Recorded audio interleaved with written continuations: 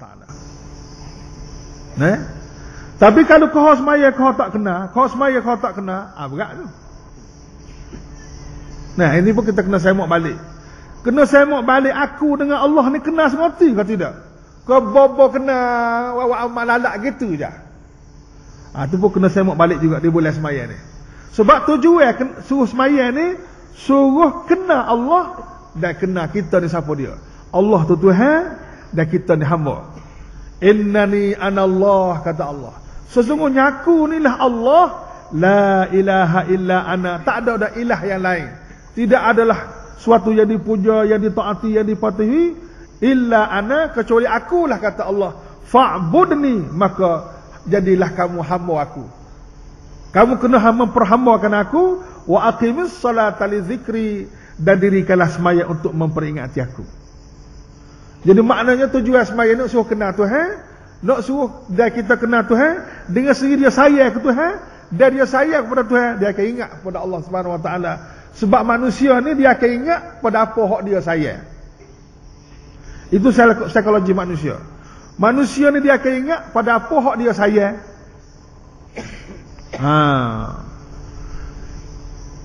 Khususnya dalam semaya. Hak luar semaya pun serupa jugalah.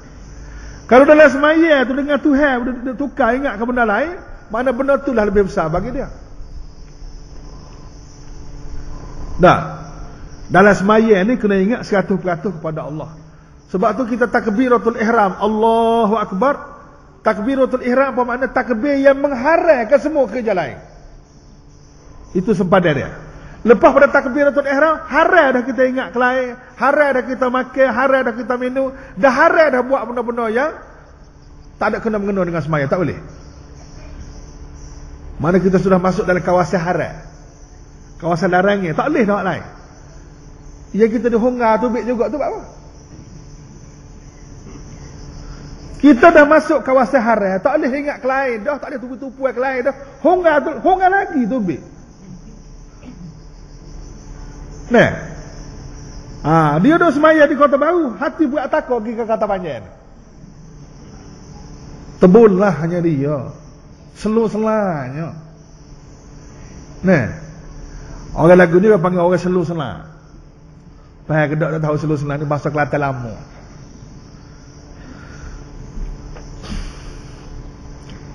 So lagi tuan-tuan semua, matlamat dan fungsi semaya ni kita nak jaga hubungan dengan dia. Hubungan dengan Allah Subhanahu Wa Taala. Sebab kita ni tuan-tuan semua dalam banyak-banyak hubungan nama orang reti bakal dah nana. Katalah kalau kita dapat mikrofon ni, dia bunyi mikrofon ni pasal dia berhubung dengan apa? Dia berhubung dengan apa? Dia berhubung dengan elektrik, dia berhubung dengan sistem, ada sistem dia yang menyebabkan suara ni bunyi derah kalau kita kecek. Dia panggil mikrofon. Pasal ada sistem dia ada, hubungan di antara satu sama lain. Elektrik pun begitu juga. Kena ada hubungan maka dia nyala jelas. Kerana ada hubungan itu berlakulah perkara-perkara yang baik. Dengan manusia pun begitu juga. Tapi kalau putus hubungan itu, dia akan black out. Kalau elektrik black out, putus. Dalam banyak-banyak benda putus atas dunia ni tuan-tuan semua. Banyak benda putus. Putus duit, putus beras, putus tunai, putus kasih, putus apa lagi? Cuba kau ayat lagi. Berapa nama benda tu putus atas dunia ni? Yang menyusahkan kita. Putus hei maksudnya kan ni? Putus hei pun susah juga. Dia putus hei tak boleh anak dah. Berapa lagi putus-putus yang lain? Sebutkanlah putus berapa atas dunia ni. Putus yang paling besar sekali ialah putusnya manusia dengan Allah Subhanahu Wa Taala. Inilah putus hubungan dengan Allah ni satu kemalangan dan satu kecelakaan yang paling besar. Dan apabila manusia itu tinggal semaya, tak semaya, berarti dia sudah putus kabel dengan Allah Taala. Habis. Black out hidup dia. Gelap gemak hidup dia. Dan kita dapati orang yang terlibat dengan benda-benda jahat yang mengancam keselamatan negara, mengancam keamanan masyarakat dan sebagainya, orang jenis putus hubungan dengan Allah, orang jenis tak semaya. Dah ni pun kita minta kerjasama juga daripada pihak keselamatan. Dan memang orang tak sembahyang ni mengancam keselamatan negara. Dia mengancam keselamatan dan keamanan masyarakat. Kalau dengar Tuhan pun sanggup dia lawan, dengar Tuhan pun sanggup dia diraka, dengar Tuhan pun sanggup dia pecah amanah dengan manusia lekeh saja. Lekeh saja. Bagai-bagai lagu ni pihak keselamatan kena beri perhatian. Dan kalau boleh pihak keselamatan kata menganjur kursus sembahyang. Nah. Menganjur kursus sembahyang pada kaki tangan kita dan semua sekali lah. Supaya sembahyang dilihat sebagai satu ejen untuk menjaga manusia. Dan ejen untuk membangun manusia. Dan bagian ni bawa daripada langit lah. Sebab itulah kita kena jaga hubungan dengan Allah ni. Dalam amanat Allah Ta'ala dia kata hafizu ala salawati was salatil wusta. Jagalah kamu tentang semaya-semaya yang menjadi hubungan dengan Allah itu. Was salatil wusta, dan semaya duduk tengah. Semaya duduk tengah ni setengah ulama kata semaya asar. Kata setengah asar subuh. Boleh ambil dua-dua selalu senang. Sebab asar dengan subuh ni banyak orang tinggal.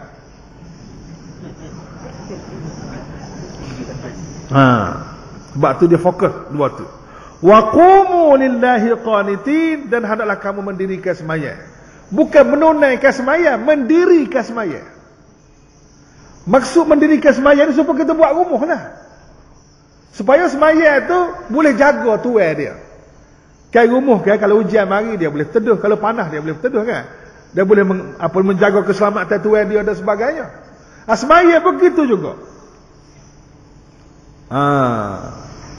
Dan banyaklah Tuhan sebut dalam ayat-ayat lain pula. Naqimus salah innas salata tanha 'anil fahsya'i wal munkar. Dirikanlah sembahyang, kerana sembahyang ni boleh mencegah penyakit fahsyak dan munkar. Penyakit jahat dan penyakit munkar. Dia fahsyak dan munkar, benda jahat ni penyakit sebenarnya. Dan manusia kita ni kalau antibody dia, anti rohani dia kurang, kalau antibody dia kurang, anti rohani dia kurang, penyakit mari selalu. Kalau tak percaya kamu, tolong tanya doktor. Orang tak ada antibody mudah benar kena penyakit. Mudah benar kena penyakit. Kokah-kokah semua hidup. Nah, kokah-kokah buat tu kokah pasal antibody dia lemah. Kalau tak ada antibody tu lagi teruklah. Hak lemah pun teruk dah. Maka kita dalam bab masyarakat ni pun antibody juga anti rohani ni nak jaga diri kita sembahyang. Kalau lemah sembahyang, penyakit jahat ni mari selalu. Penyakit rasuah, penyakit menipu, penyakit khianat, penyakit berdeki.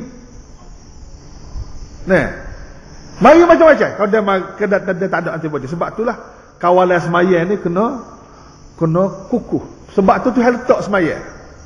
Nah, sembahyang ni bangun pagi awal waktu kena sembahyang dah. Orang panggil sembahyang subuh. Sebab apa? Sebab lepas pada subuh tu kita nak kerja kuat, kita kena dapat bekalan rohani, bekalan kekuatan daripada Allah, supaya kita mempunyai antibody, anti rohani dan kekuatan yang boleh kita bekerja sampai zuhur.